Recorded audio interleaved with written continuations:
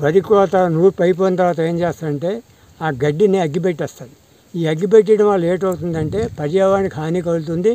రెండవది భూమిలో ఉన్నటువంటి సూక్ష్మజీవులు అలా నశిస్తాయి. అయితే దీన్ని మనం కాపాడుకోవాలా, గత్తగా చేయాలంటే ఈ గడ్డి అంతని నేను తీసుకెళ్ళి ఇప్పుడు నాకు ఇక్కడ రట్టింగ్ ట్యాంక్ అని ఇచ్చారు. ఆ రట్టింగ్ ట్యాంక్లోనేమో నేను ఇంచుమించు 20 ట్రాక్టర్లు గడ్డి కూడా పడుతుంది. ఆ గడ్డి వేయడం వల్ల ఏంటవుతుందంటే ఇంచుమించు 10 ట్రాక్టర్లు ముక్కి గడ్డి ఒక గత్తంలాగా తయారవుతుంది. గత్తంలా తయారవడమే కాక అది ఆగస్టు సెప్టెంబర్లో లోపల వేడికి గుబుగలాడేసి పుట్టకొక్క కూడా తయారవుతుంది. దీనివల్ల 100 కేజీల పుట్టకొక్క కూడా మనం చేసుకోవచ్చు. అందుకు ప్రజలు మనం సూచించేది ఏంటంటే గడ్డిని ఎప్పుడు కూడా కాల్చకండి, పర్యావరణాన్ని కాపాడండి. పర్యావరణాన్ని కాపాడాలంటే మనం గడ్డి నాళ్ళలో కుప్పదీసి ఒక దగ్గర వేసేసి దాని మీద యూరియా కానీ జల్లిస్తే అదే ముక్కుపోతుంది. ఆ ముక్కుపోయింది కానీ మనం పొలంలో వేస్తే మరి మనం వేసిన డిఏపి కూడా ఏడు పనికిరాదు. ఒక 2 బస్తాలు డిఏపి ఎంతో ఒక ట్రాక్టర్ అవుతాం, ఒక గతం అంతా అవుతుంది. దీనివల్ల ఏంటంటే పర్యావరణాన్ని కాపాడుకొని అవుతాం. మనం రసాయనిక ఎరువులు వాడకుండా మనం ఈ సేంద్రీయ విధానం మీద చేయడం అవుతుంది. టైకో డర్మా వీడి అంటారు. ఇది కేవలం ఏంటంటే తెగుళ్ళని దాని తర్వాత పురుగులు పట్టకుండా వస్తుంది. ఇది ఒక జీవనీరు అంటారు.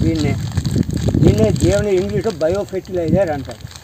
దీన్ని ఏం చేసామంటే మనం ఒక కేజీ ఒక జీవనీరుని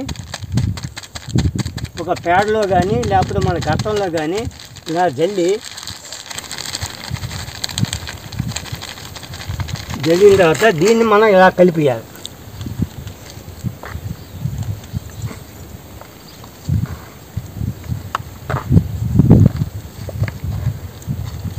నూటికి 70 మంది మనుషులు ఇప్పటికే షుగర్ తోటి క్యాన్సర్ జబ్బులతోటి నాబాధ. ప్రధాన కారణం ఏంటంటే ఈ రసాయనిక ఎరువు మందులు, రసాయనిక పురుగు మందులు. అలాగే రసాయనిక పురుగు మందులు వాడకుండా ఇలాగా ఈ ఫెరమోన్ ట్రాప్స్, లింగాకర్ష బుట్టలని, అలాగే ఈ నీల రంగు, పసుపు రంగు అట్టలని వాడుకుని పురుగులు నివారించుకోవచ్చు.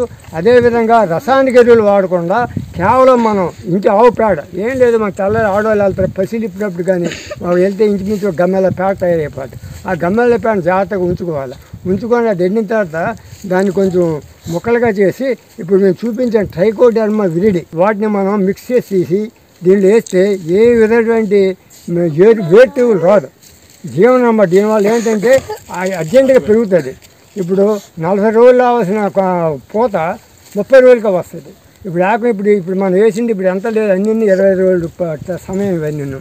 అంటే ఈ కాలంలో చాలా జంపుగా మొలక మొలుస్తాయి, పెరుగుతాయి. కారణం ఏంటంటే ఈ కాలం మంచు పట్టు ఉంటుంది. మంచు పట్టు ఉండడం వల్ల ఎక్కువగా గ్రోత్ రాదు. అదే కానీ మనం జూన్ జూలైలో కానీ వేస్తే ఆ మంచు పట్టు ఏది ఉండదు. దానివల్ల ఏంటంటే మొక్కలు కూడా భారీగా పెరుగుతాయి. దీనివల్ల మనం చేసుకోవాలంటే ఈ యాసిడ్లో కూడా మనం కాయగూరలు పండించుకుంటాం.